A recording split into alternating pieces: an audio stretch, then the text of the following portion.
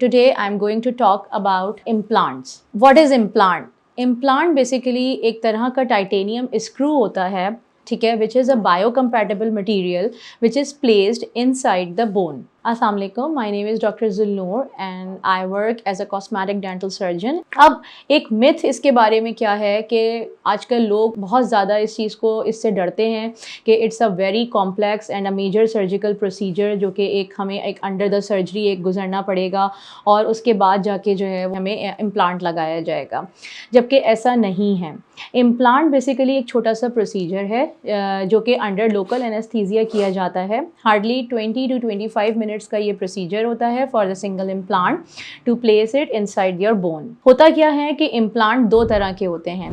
सबसे पहले हमारे पास होता है इमीडिएट इम्प्लांट और एक होता है हमारे पास वो इम्प्लांट जो कि हम आफ्टर कोई किसी भी वजह से अगर हमने दांत निकलवाया है और उसके बाद हमने अपना दांत दोबारा नहीं रिप्लेस करवाया और हमारी हीलिंग हो चुकी है, तो उसके बाद जो इम्प्लांट एक लगाया जाता है, एक वो इम्प्लांट हम कहते हैं। अच्छा, अब क्या है, सबसे पहले हमें किन किन चीज़ों को असेस करना है इम्प्लांट लगाने से पहले। सबसे पहले जब हम कंसल्टेशन के लिए जाते हैं किसी भी डेंटिस्ट के पास, सबसे पहला जो असेसमेंट हमारी होती है वो होती है हमारी मेडिकल कंडीशंस की। यानी आपको कोई मेडिकल कंडीशन ऐसी ना हो जो कि आपकी इम्प्लांट की और बोन की हीलिंग में इंटरफेयर करे। सब सारी मेडिकल कंडीशंस को असेस करने के बाद जब आप मेडिकली इस चीज़ को लेके फिट हो जाते हैं और आपके पास कोई ऐसी कंडीशन नहीं होती जो कि आपके इम्प्लांट को आगे जाके कॉम्प्रोमाइज़ कर सके, देन आपका जो नेक्स्ट स्टेप आता है वो आता है एक्सरे और सीटी स्कैन्स। एक्सरेज के अंदर हम क्या असेस करते हैं? एक्सरेज में हम लोग तीन चीज़ें असेस करते हैं। सबसे पहले हमारी बोन की कंडीशन क्या है, बोन की विड्थ कितनी है, दांतों की जो बाकी के दांत हैं उसकी पेरियोडोंटल कंडीशंस क्या हैं, इसके अलावा जो हमारी बोन है उसकी थिकनेस कितनी है। तीसरी चीज़ जो हम असेस करते हैं वो करते हैं नर्व्स, क्योंकि हमारी हड्डी में नीचे से एक नर्व सप्लाई जारी होती है जो हमारे दांतों को ब्लड सप्लाई करती है। वो नर्व अगर हमारी डैमेज हो जाती है तो फिर उसकी आगे फर्दर कॉम्प्लिकेशंस हैं, जिसको अवॉइड करने के लिए हमें ये देखना पड़ता है कि दांत की जड़ से नर्व कितना डिस्टेंस पर मौजूद है। जब इन सारे स्टेप्स को हम क्लियर कर लेते हैं तो at the day of surgery आप जब जाते हैं तो सबसे पहला जो काम होता है वो ये असेस करते हैं हम कि either you are going for the immediate implant और एक आपकी एक्सट्रैक्शन पहले ही हो चुकी है और फिर आपको इम्प्लांट लगवाना है। अगर आपको इमीडिएट इम्प्लांट लगवाना है जो कि which is a very simple procedure, उसमें जब हम दांत को एक्सट्रैक्ट करते हैं, जिस तरीके से हमने ये दांत एक्सट्रैक्ट किया है, इसके बाद ये सॉकेट यहाँ पर खाली रह जाता है। ये जो खाली सॉकेट होता है इसके अंदर हम अपनी टाइटेनियम का जो इम्प्लांट हमारे पास होता है वो हम यहाँ प्लेस कर देते हैं और प्लेस करने के बाद उसको हम 3 to 4 months के लिए छोड़ देते हैं।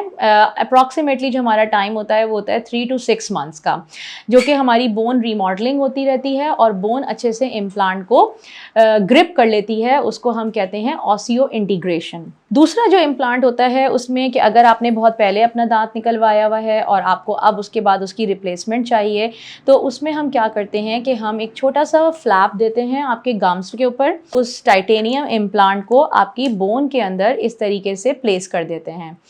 ये जो इम्प्लांट आपकी बोन के अंदर प्लेस होता है ये काम करता है एज अ आपकी नेचुरल रूट्स, जो आपकी नेचुरल अल्लाह ताला ने जड़ें बनाई हैं उसके तौर पर ये इम्प्लांट जो है वो काम कर रहा होता है। जैसे कि आपको यहाँ नज़र आ रहा है कि जब हमने इम्प्लांट प्लेस कर दिया उसके बाद उस इम्प्लांट को 3 to 6 months के लिए हम छोड़ते हैं। अब सबसे पहले हम बात करते हैं इम्प्लांट के पार्ट्स की।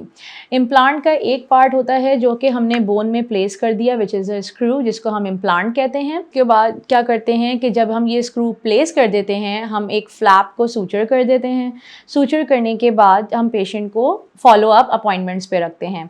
अब पेशेंट कंप्लाइंस यहाँ पर ये चाहिए कि पेशेंट अपने फॉलो अप टाइमली और रेगुलरली करे। फिर पेशेंट को बुलाया जाता है, उसके बाद उसका सेकंड पार्ट जो होता है दैट इज़ द अबटमेंट, वो प्लेस किया जाता है और थर्ड पार्ट होता है क्राउन, जो कि हमारे नेचुरल टूथ की रिप्लेसमेंट है। जब आपका इम्प्लांट पूरा कंप्लीट हो जाता है उसके बाद अब आपको पोस्ट ऑपरेटिव केयर क्या चाहिए।